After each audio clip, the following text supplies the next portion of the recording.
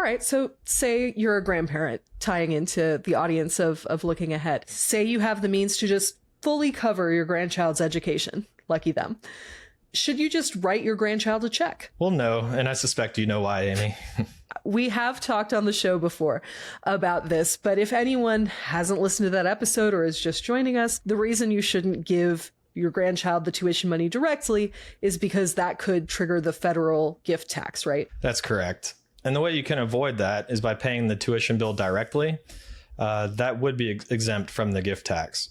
But if your payment doesn't cover the entire tuition, you want to keep in mind that it could impact your grandchild's eligibility for their need-based financial aid.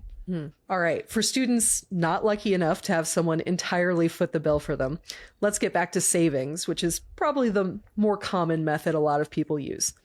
In our book and elsewhere, you and some of our colleagues have talked about the merits of saving for a big expense like college starting as soon as possible.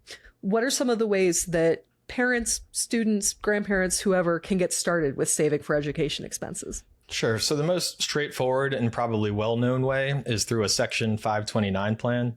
There are actually two kinds.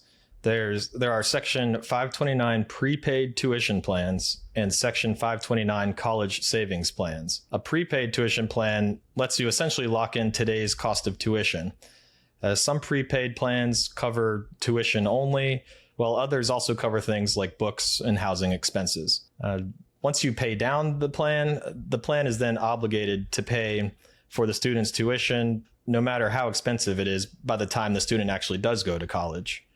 The rules for these types of plans can vary based on the states offering them, and they often only cover certain groups of schools or even just in-state schools. In general, these plans are mainly aimed at paying for public institutions rather than private ones.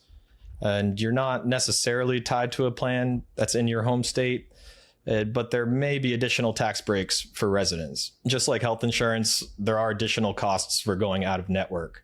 So it might tie the beneficiary of the plan to a group of particular schools when there's a chance they grow up and find themselves to be a better fit elsewhere.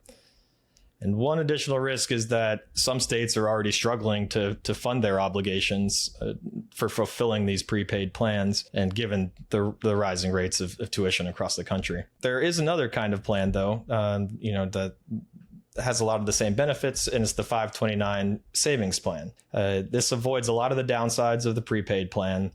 You're not locked into any tuition price, and they're basically savings plans that are tax exempt, and also they have a minimal impact on the student's financial aid eligibility. The owner of the 529 savings plan, or really anyone for that matter, will make contributions into an investment account, which grows the money, with the goal being to have enough for the beneficiary's tuition by the time he or she is ready for college.